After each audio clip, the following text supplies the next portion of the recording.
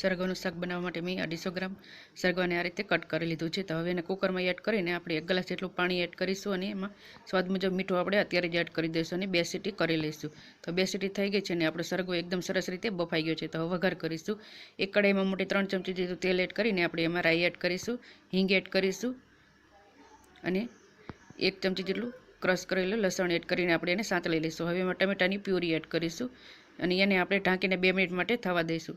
તો ટમેટાની પ્યુરી એકદમ સરસ રીતે ચડી ગઈ છે. તો હવે એમાં મસાલા એડ કરીશું. 1/2 ચમચી હળદર એડ કરીશું, 1 ચમચી લાલ મરચું પાવડર, 1 ચમચી ધાણા જીરું પાવડર એડ કરીને 1 મિનિટ માટે આપણે એને સાંતળી લઈશું.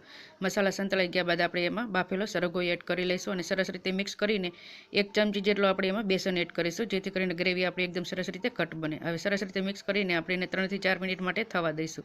તો 3 થી 4 મિનિટ બાદ આપણું સરસ મજાનું સરગવાનું શાક બનીને તૈયાર થઈ ગયું છે. તો આ રીતે એકવાર જરૂરથી ટ્રાય કરજો, બધાને ખૂબ જ પસંદ આવશે.